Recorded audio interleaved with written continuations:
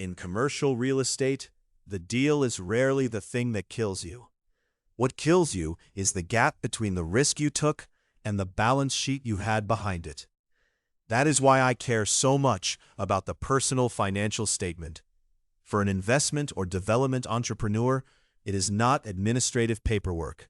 It is not something you throw together for a lender at the last minute. It is not a static snapshot of wealth. It is your operating reality. It tells you how much risk you can actually carry, how long you can stay in the fight, how many mistakes you can survive, and whether a bad outcome is a setback, a scar, or a wipeout.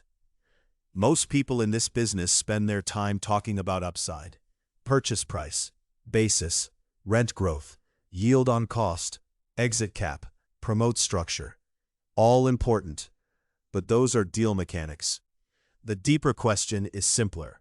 What happens if you are wrong? That answer lives on the personal balance sheet. When I think about a real estate entrepreneur's personal financial position, I reduce it to two variables. Capacity is the financial ability to absorb risk. That means liquidity, net worth, recurring cash flow, debt load, contingent liabilities, guarantees, concentration, and access to capital. Temperament is the willingness to bear risk. That means how much illiquidity you can tolerate, how much volatility you can stomach, how comfortable you are signing recourse, and how calmly you can operate when a project stops going according to plan. Those two forces determine how you will behave when the market turns against you. And they create four very different modes of operation. Low capacity, low temperament, preserve. This is the quadrant no one brags about, and many people should respect more. You do less. You keep leverage modest. You avoid speculative construction. You stay away from deals that require perfect execution. You do not stack personal guarantees across multiple projects. You preserve cash. You simplify your life. You buy time. Why? Because you do not have the balance sheet to absorb a real hit. A delayed lease-up, a blown budget, a failed refinance, a capital call, a legal problem, a major vacancy. Any one of those can move from deal issue to personal issue very quickly. In this mode, caution is not cowardice. It is accuracy. You are not playing offense because your first job is survival. Low capacity, high temperament. Expose. This is where people get hurt. They want scale before they have strength. They want development before they have reserves. They want the larger deal, the thinner spread, the bridge loan, the floating rate leverage, the aggressive business plan. The ambition is understandable. The math is not. This is the entrepreneur who wants to swing like an institution while living like an individual. The posture says, go.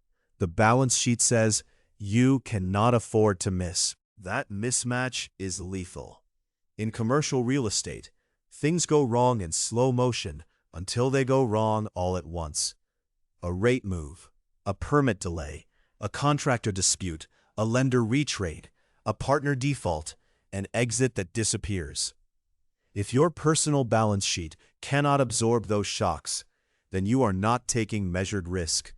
You are placing your future on a structure that has no margin for failure. That is not conviction. It is exposure. High capacity, low temperament.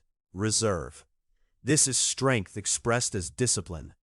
You have real liquidity, real net worth, real staying power. You could stretch, you could press, you could chase. Instead, you stay selective. You pass on marginal deals. You underwrite conservatively. You keep cash available. You do not let urgency dictate pricing. You wait while others convince themselves that discipline is indecision. This is one of the most misunderstood positions in the business. People mistake patience for passivity. It is not. It is optionality. A strong personal balance sheet allows you to do nothing when doing nothing is the highest return decision available. That is power. You are not forced to transact. You are not forced to refinance badly. You are not forced to raise capital on weak terms. You are not forced to sell at the wrong moment. You can wait because you can afford to wait. And in real estate, the ability to wait is often more valuable than the ability to predict. High capacity, high temperament, attack. This is where extraordinary outcomes are made. Not in easy markets, not when capital is abundant, not when everyone feels rich. In stressed markets. This quadrant belongs to the entrepreneur whose personal financial statement is strong enough to turn market dislocation into opportunity. You can close when others stall. You can carry a project when others are forced to hand back keys. You can write the check that keeps the deal alive. You can sign the guarantee intelligently because it does not consume you. You can buy when lenders are defensive, sellers are tired, and competitors are repairing damage. This is the real advantage of a fortress balance sheet. Not safety for its own sake, but the ability to be aggressive precisely when aggression is most rewarded. Anyone can look bold in an easy market. The real test is whether you can move when the environment becomes hostile. That is when pricing improves. That is when negotiating leverage shifts. That is when weak hands disappear. That is when the opportunity set becomes asymmetric. And that is when the entrepreneur with personal liquidity, resilience, and composure has a weapon no spreadsheet can manufacture. Every real estate entrepreneur eventually discovers the same truth. The market does not care how smart you are. It does not care how compelling the pitch deck is. It does not care how badly you want the upside. At some point, something breaks. A deal runs linked. Costs move. Debt resets. Equity dries up. A tenant leaves. A maturity arrives at the wrong time. A guarantee becomes real. When that happens, the winners are not always the most ambitious people in the room. They are the people whose personal balance sheet gave them room to survive, room to choose, and room to strike. That is why I do not view the personal financial statement as a compliance document. I view it as a strategic map. It tells you whether you need to protect, whether you are dangerously overextended, whether you have earned the right to be patient, or whether you are positioned to attack when the market gives you an opening. In commercial real estate, a fortress personal balance sheet is not about playing defense forever. It is about making sure you are still standing when the best opportunities finally appear. And when they do, it is the entrepreneur with strength, not just vision, who gets to take them.